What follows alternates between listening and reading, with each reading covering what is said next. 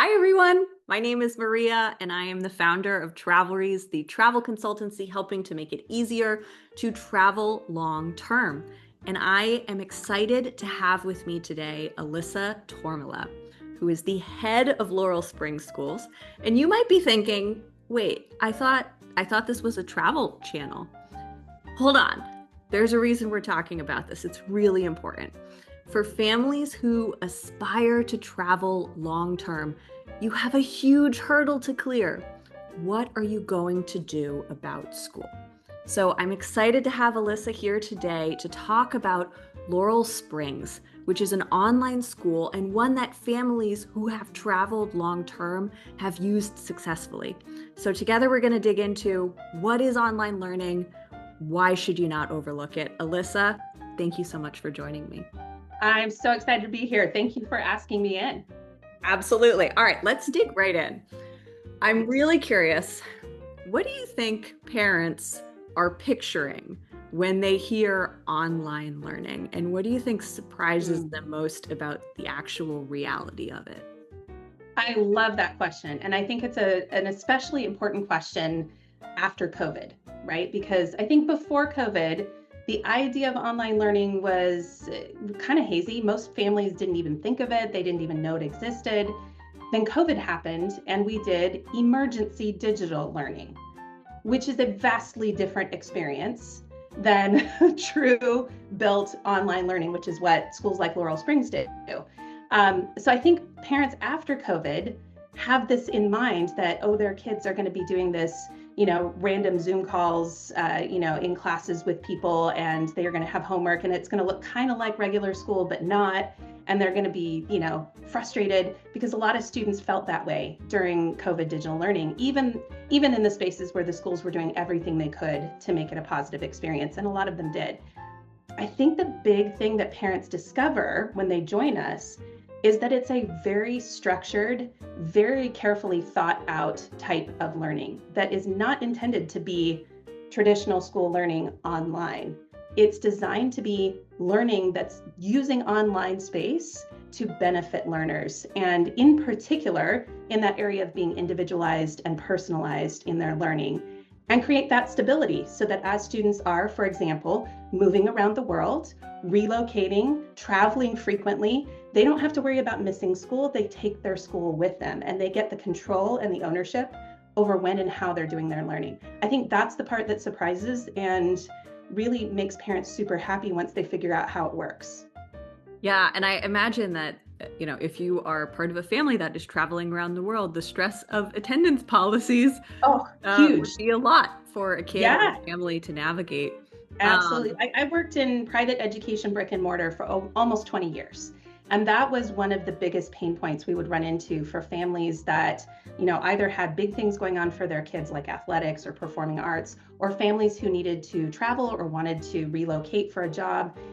The stress of having to work with the school on how to make that work and still have their kids be able to be successful as learners was almost unbearable for both the school and the families. So yeah. it's one of the ways that we love seeing online learning actually working for families instead of making it an obstacle for families. Yeah. So since it's so different, help me bring this to life. What should parents picture instead of, okay, my school, but online? What does the average week look like for a student in an online school like Laurel Springs? I love that. And so let me start by saying there are different types of online learning. And that's one thing that parents will want to look into as they're considering online learning. So there's synchronous online learning, like fully synchronous. That looks a little bit more like the traditional setting where you will have a daily schedule. You'll, do 8 a.m. to 3 p.m. You have scheduled Zoom classes, et cetera. But it's designed to work for that, that space. So there's some great schools out there that do that kind of learning. Then there's asynchronous learning, which is what Laurel Springs does and a number of us in this space do. That means that the learning is all contained in our learning management system. So a student doesn't have to show up at 8 a.m. to take a class. They can design their daily schedule however they wish. So when somebody asks me, what does a typical day look like? I can say, whatever you want it to look like, because that's really absolutely 100% true. I'll give you some examples. So some of our students who might have extracurricular type activities they're doing, whether it's training for sports or traveling for ballet competitions, or they may be in gymnastics, or they may be building their own business. We have students who are doing that. They want to spend time in their day doing those things, and that time is often in conflict with what you would think of as a traditional school day. So for them as learners with Laurel Springs, what they would do is say, okay, here's what I need to do in the day. I've got 3 hours of training I need to do this morning. I'm going to fit my learning around that. So today I'm going to go do my 3 hours of training. I'm going to come home and eat lunch. And then I'm going to do 2 or 3 hours of learning. And then I'm going to go do a little extra training this afternoon with my friends. And then I'm going to come back and do some more work in the evening and have family dinner and hopefully get some sleep. We always want them to sleep. But if they have, a trip where they're going to be traveling all day, or if they are relocating across the world and they need to take a week to do that, they can do that. They're not missing school. They can either get ahead on their assignments and then just take the week to do what they need to do, or they can catch up when they come back. It's all built around what they need and what their families need. And that is huge. It gives them ownership over their own learning. I could see a ton of benefits in that. I also wonder, how involved does a parent need to be in keeping their kid focused on their schoolwork during the day, making sure they go through the learning management system? What does that look like in practice? Great question. And the real answer is the parent has to be involved, or there needs to be some adult involved, and families may differ on that. So sometimes they may have grandparents that are working with their kids on a daily basis while they're working, or they may have a tutor, or they may have an older sibling that's kind of keeping track. The adult at home doesn't have to be the teacher. That's the key thing. It's not like homeschool. For us, all the learning is something we provide, and we have expert teachers that work with students one-on-one as they need it. So the adult at home is really just there to say, hey, are you getting your learning done? Hey, what's your schedule for the week? When are you going to fit in your academics around the training schedule you've got? Or we have a trip that's going to take us 2 days to get where we need to go. How are you getting ahead on your learning? So that just sort of integrated partnership between the adult who's working with the student, we like to call them a learning coach, and the student, and then also the teachers and counselors and staff, because we're experts at helping families figure out what's going to be best for their individual student, and we'll help them with that experimentation until they find the secret sauce. But I will say, parents who are thinking about online learning, don't think you can just plug your kid in front of a computer and have all the magic happen. That's not how it works. It's not how it works in a real school either, in a typical brick and mortar, I will say, school either. But what I love, this is the best part, we get to partner with parents in a way that they never get to do with the traditional school. So parents get visibility into what their kids are doing. Our parents have observer accounts, so they can see everything that their students are doing in their learning management system. They can see whether they're on track with assignments. They can see what their students are submitting. They can see what the curriculum is. And they can talk directly to the teachers and staff as well. So that level of partnership and visibility that parents get to have into what their kids are learning and how they're learning and what's best for them, you can't get that in a traditional setting. Got it. Okay. So sort of for the price of, I say price, and that's probably not the right word, but the price of having to be more involved to make sure that that your kid is going through the learning management system over the course of the day, you get more control and more insight and greater partnership with your students, teachers. Absolutely. Absolutely. I'm curious if we zoom out a little bit. So Laurel Springs has a really diverse group of students navigating all kinds of hurdles that you might not see in traditional schools, from people who have kids who have crazy athletic momentum and are traveling around in competitions, or they're in a family that's traveling around the world. I'm curious, like, when a student's life doesn't fit the traditional mold, what are the signs of this isn't working, something's going wrong? What are parents flagging to you that then just suggest to them we should talk to Laurel Springs? Great question. And I can speak to that both from what I'm hearing from families in our space, but also as a teacher who saw these things happening for my students in real time, right? So some of the big indicators are the students getting really behind in their academics, or they're dragging their feet, or they may be having a lot of emotional challenges around their academics. They're struggling really hard. They don't like it. They don't get it. They don't want to talk to their teachers. Now, some of this is normal. So I want to say that to be clear, like I've dealt with that as a parent as well. Some of this is normal storming, and you have to help your students learn how to manage skill sets and move through the storming, because we all have to learn it somehow, right? And that's what students are doing at that age. But when it goes beyond just the normal, when it feels like my student is really struggling and there's not anything the school can really do for them, my student needs to go faster. We have a lot of families who come to us and say, my student just feels like they're bored all the time. They're constantly dragging, behind everything because they want to go faster and the class isn't going faster. So now they're acting out. So that's a second thing. If you see your students acting out, or doing things because they're bored or they're unhappy or they're not fitting in, those are good indicators that a traditional setting isn't working for them. You can tell, especially if they are, coming to you and saying, I just literally can't get my work done. I have too much homework, and I'm trying to do this athletic schedule, and I'm trying to have friends, and I'm trying. So when they're feeling overwhelmed and it's really obvious that their schedules are just way too full, taking that structure out of it can really be a release valve. So those are all big key factors that you look for in the students. I think also as parents, you want to look at, how is the school helping to solve these problems? So if I, as a parent, go to my teacher or go to my administrator and say, hey, my kid is really struggling in this class, or my kid really needs advanced learning, or we'd really like for our student to take this language, whatever the ask is, how is that school interacting with you? What solutions do they have for you? Are they willing to be flexible? Sometimes they are, and they will do everything they can. Sometimes they aren't. But there are a lot of restrictions just by the nature of physical setting that a school can't do anything about. So if they don't have a teacher for a subject, they can't offer the class. If they don't have a spot in the classroom in that class, one section of the class that they're offering, there's not space, they can't really solve for that. So I think those are the big indicators for parents to look at. We're also seeing a rising number of parents coming to us because they're not as happy with maybe the level of curriculum or academics in their local schools, and they think their kids need more. Or their kids have particular interests and passions, and they really want to give them a chance to pursue those. At a school like ours, we have hundreds of electives. We have all kinds of courses in all the core subjects. We can tailor a student's course schedule to what they need and what they want. And we don't have limits on how many people can be in the section of a class.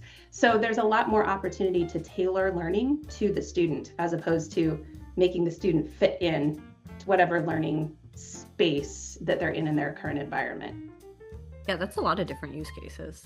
Mm-hmm. You have me reevaluating, should I have gone to an online school? I'm thinking about different, I wish I had. Honestly, they didn't exist really when I was in high school, but man, I would have just enjoyed it, really, that level of independence that I could have had. It's really interesting to look back and think about it. Let's talk about the student. We've talked a lot about the parent-teacher dynamic. I'm curious about the student-to-teacher dynamic. What does that look like in an online school? And what qualities do you see that make a really good online school teacher versus in a traditional setting? Fantastic question, because it's a different skill set than in a traditional setting. So in an asynchronous program like ours, where the learning is happening at the student's pace in the learning management system, the teacher then becomes the expert in coaching and providing individual feedback and support to that student. So it's a one-to-one relationship instead of it being a 1-to-30 or a 1-to-40 relationship. Now, what that means, though, is that both parties have to lean into that. And it depends on how much they need to lean in. So we do have students who are perfectly happy to just move right through the curriculum, check in with their teachers once in a while, get the feedback from their teachers, and they're happy and good to go. We have other students who really need and want that more personalized relationship with their teacher. So our teachers have daily appointment schedules, and the student or the family can sign up with the teacher anytime they want to. And that allows the teacher to know exactly what that student needs to talk about and be able to, target their strategies for that student. So our good, fantastic online teachers, the skill set they have is working in that one-to-one relationship, is understanding, hey, based on everything you've submitted, I see what you're interested in. I'm having this conversation with you. I'm learning about how you tend to think and how you tend to learn. And so if what's in the curriculum isn't quite fitting, or you're kind of struggling with something, I can come around with different strategies and coach you through that learning and help you understand where to go from here. That's huge. And there are a lot of great teachers out there in all settings who have those skills, but in the online world, you really need them to be effective. Yeah, that makes a lot of sense. Do you think that students build as strong interpersonal relationships with their teachers in an online setting, or there's some sacrifice there at all? They do. And again, it depends on them leaning in. So unlike a traditional environment where they have to show up to a classroom and they're going to see their teacher every day, that doesn't necessarily mean they have a relationship with that teacher, by the way, right? That teacher may have a good, solid relationship with half of the kids in that class who also lean in, who come to office hours or go ask for help or interact with the teacher during the class. Some of those students never will. And so even in that traditional environment, they may not get that relationship with the teacher because they're not leaning in.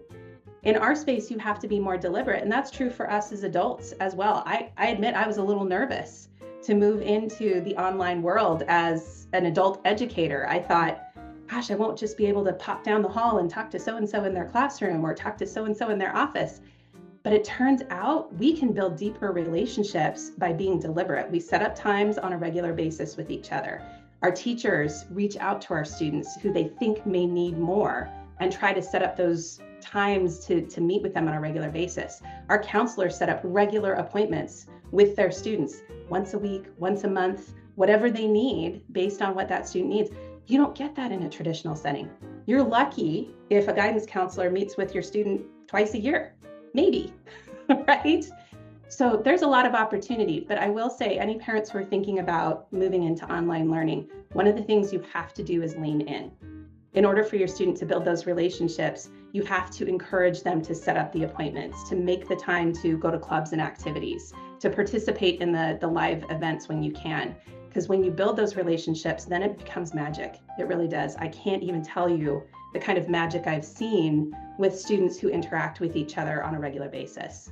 It's interesting. We started this conversation talking about COVID, and as you're talking about this, it's making me think back to when COVID began. I was a manager at a company with a large team, and the skills that you're highlighting, the differences in dynamic, all feel like the changes I had to go through in figuring out how to lead a team in a remote setting, and it all came down to intention. And so parents then, having gone through COVID, almost have a leg up in understanding what do they need personally and what do they need to make sure that their child delivers in order to get the most out of that. Exactly. I would add too that COVID had a role in this, but technology has been advancing for the past 30 years at an exponential rate.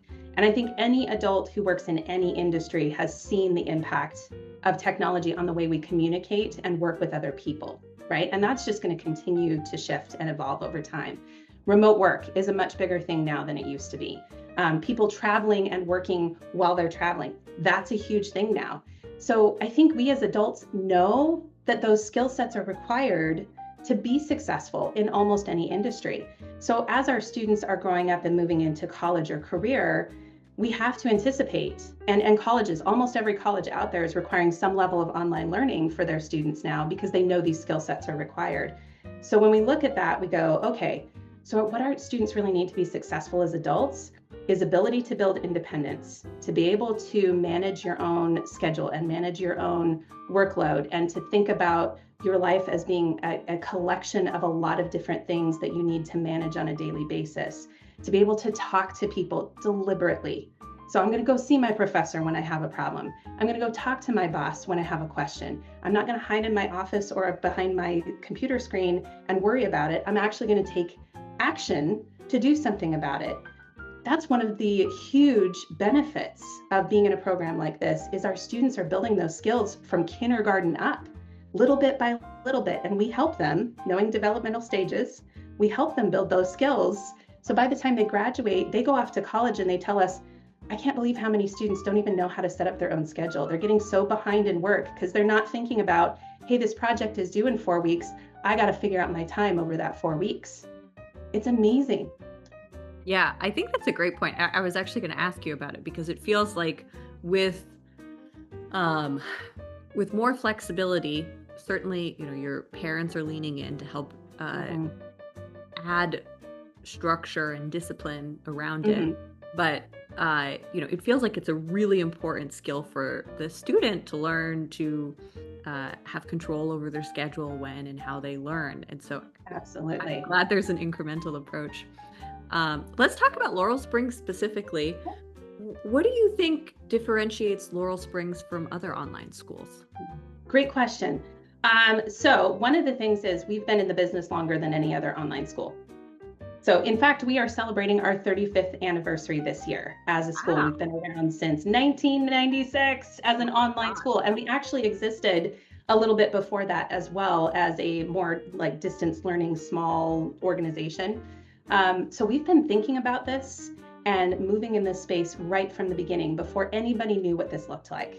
We've been experimenting, we've been trying new things. We were the first to, basically build a learning management system. We were the first to be accredited by multiple organizations who didn't really know what to do with us as an online school, right? We were the first to be approved by the NCAA. Like, we have sort of pioneered and charted that course for what online learning can do for students. And because of that, we have this mindset of trying to be in that innovative space as we continue forward. How can we keep helping students and do the best we can to provide awesome academics that balance for students and all of their passions and needs? So that's one thing that differentiates us. The other is that we're large. So we serve on average about 3,000 students on any given day, and we're rolling enrollment. So that changes from day to day as our students come in and out. But that allows us to have the resources to, for example, provide hundreds of electives. We can do that.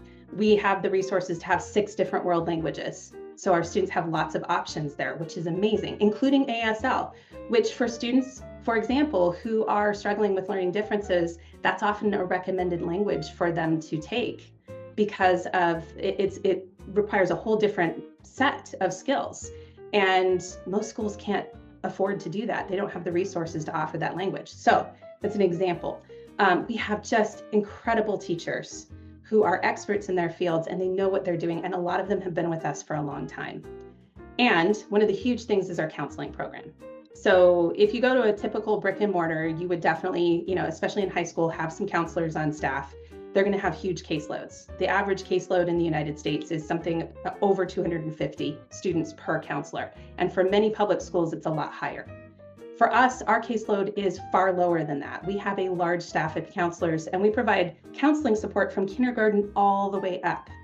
So depending on what grade level you're in, you get general counselor availability or you have an individual counselor assigned that works with you for college career planning, scheduling, all those kinds of things that you might need. They really get to know you. They really understand who you are. What colleges do you want? What career choices are you looking for? What are your passions and drives? Do you want to build a business? How do we help tailor the learning to make sure you're getting everything you need for all of those purposes and you get your diploma and you're ready to go? So some of those are like the huge differentiators. I would add, that the 3 things our parents are always telling us are flexibility, which a lot of online schools can provide. But for us, flexibility means not just the schedule, it's also the flexibility in the learning style that our students can have.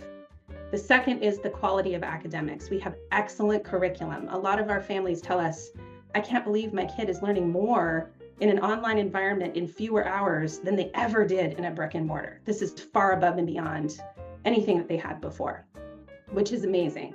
And then the third, and the thing that we really target, is human connection. So yes, in an online space, that might look a little bit different, but we lean into it. We offer over 90 clubs and activities. We have so many different field trips and opportunities for people to meet in person as well. We have live learning experiences, and we continue to add to that. We want our students to take the benefits of flexibility, but also get the benefits of all the other things that they can lean into and have that independence and individualization. So lots of really cool stuff we can do for families as a result. And that's why we keep having families come to us and say, this is the place for us. That's a very strong pitch. Well, I love it. I will say this is the best job I've ever had. I absolutely love Laurel Springs. I love this role. I love my team. When you have a place like that, magic happens, and it happens for our families and students. It's pretty amazing to watch. Really awesome to hear about. So you've talked about a whole range of different things. What do you think, if you had to pick 2 or 3 factors that are most important for parents to think about if they're evaluating an online school because they're traveling around the world or for some other reason, what would be your 2 or 3 things? Like every interview you go in, every tour you have, talk to them about these 2, 3 things. Great question. So I would say first and foremost, do your best to understand the structure and style of the program that's being offered. As I said earlier, there are different types of online learning and different types of online programs. So you want to really understand what is it that school does, what's their bread and butter. And you want to think about that in terms of your student. So no school is the right choice for every student, right? And that's one of the beauties of having multiple options out there. Some students out there are going to need more of that synchronous structure. So you may want to look at a synchronous program if that's what your student is needing. Some students are going to need utmost flexibility. So you're definitely not going to want a synchronous program. So I think that's the first question. And that might be a layered question, but really do your best to understand what is the program that is being offered and how does it work from a learning perspective. The second is find out how much support you're going to get from that program. So what kinds of teaching support, what kinds of instructional support, what kinds of counseling support. If your student is neurodiverse or has learning differences, does that school provide support for that? We do. Not all schools do, right? Ask those questions that are tailored to what your student needs. And if you're a parent of multiple students, multiple kids, you know that every kid is different, right? So you're going to want to find something that is going to match the best for all of your students if you want them all in one place. Or maybe you have to do different things for different kids. And that's another beauty of online learning. You can still be a family and travel and do whatever you need to do and have your kids in 2 different schools, and that's okay. So that's the second thing. The third thing is to really ask questions about what kind of curriculum is being offered, how does that learning look on a day-to-day basis, and what are the things you as a family will need to make sure you're doing in order for the student to be successful. And again, you'll hear some similarities between schools, especially around supporting students and being independent and kind of keeping an eye on what they're doing. But it's good to hear from the school, what supports do you provide around that? Will you sit down with me and help me figure out a schedule for my kids? Will you sit down with me when my student is struggling and help problem solve? Are there supports for that? So I would say those are the 3 things. If you want your student to be really successful, ask those kinds of questions. Yeah, those are all super helpful. Thank you. I have 2 more questions for you before we close out. So first, penultimate question. Who is choosing an online school now who 10 years ago was not in one? I'm just curious the background for the question you see. Yeah, we have always been, and I think online programs in general have always been a place that drew the students who are high-level athletes or performing artists. They were already in that space of having to find an alternative. And so we've always kind of served those groups of kids. I think since COVID, families have gotten a lot more aware of what their schools are doing that is helpful or not helpful to their students. They've become more educated. The kinds of questions I get from families are a lot more educated since COVID about learning and about their students' needs. And so I think we're seeing a rise across the board in students who are looking to online learning because they're neurodiverse and they just need a different way of thinking about learning that fits their needs better, who may have learning differences. Lots of accommodations in a physical space for learning differences include having extra time on tests or having a quiet space to do your work. Well, our program provides that automatically. So there are a lot of things we can do that are the base level accommodations that can help those students be more successful. We also see, and it's a sad thing to say this, but we see a rise in families who are concerned about safety in their schools. And it's terrible to say that. And I know every school out there is working really hard to make safety a priority.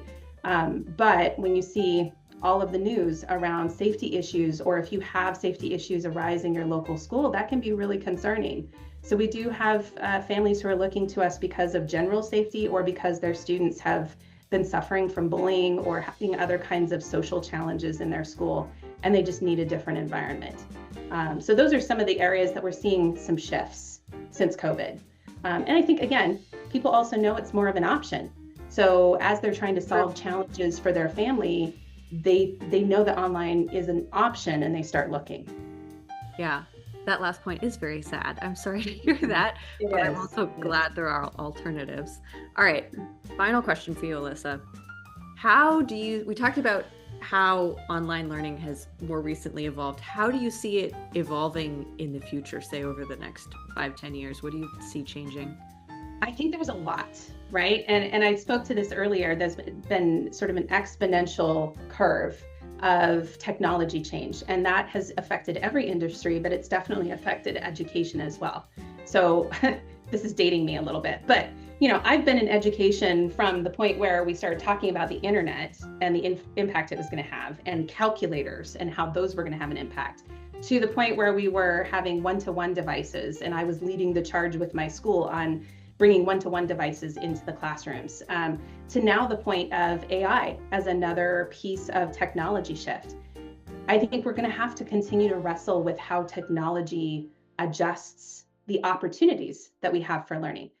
Now, we focused, I think in education, there's been a lot of focus first on the threat of it.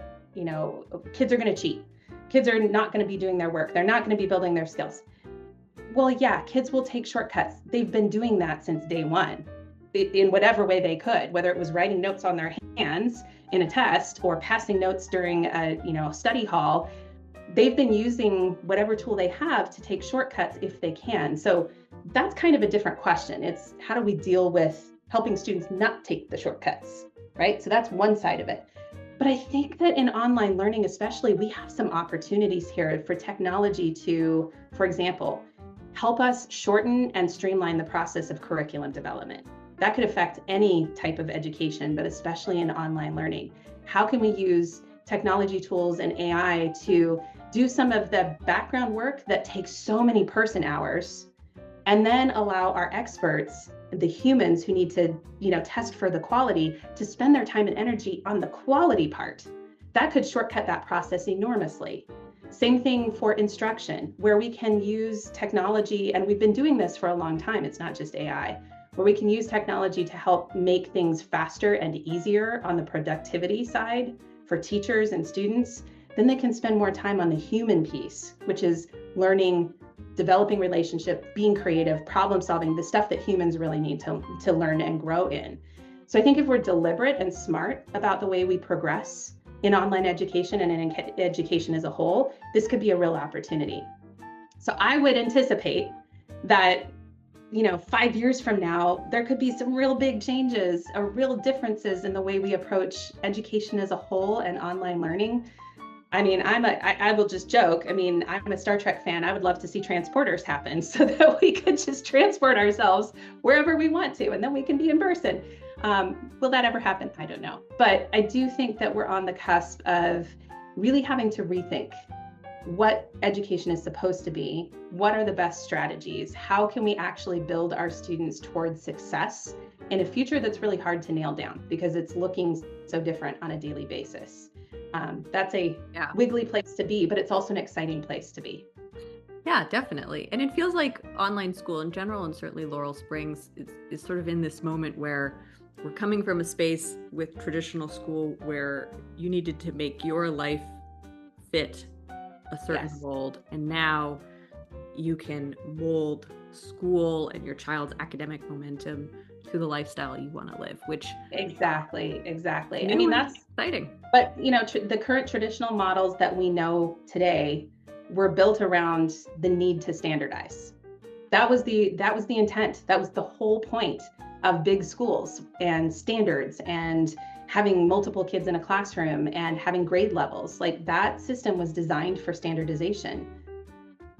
More and more you hear about families and teachers and educators and school administrators and experts saying standardization is not what we're looking for.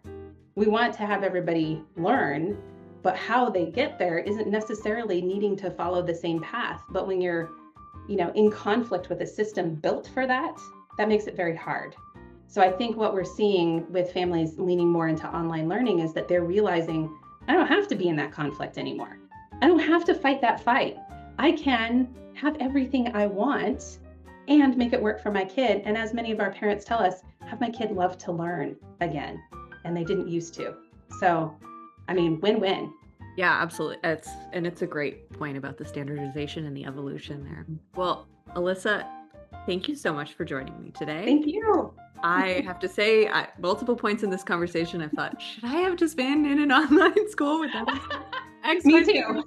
So, clearly I'm learning a lot and really enjoying it. So thank you for coming on and chatting with me. I think this is such an important topic for families who travel long-term to understand.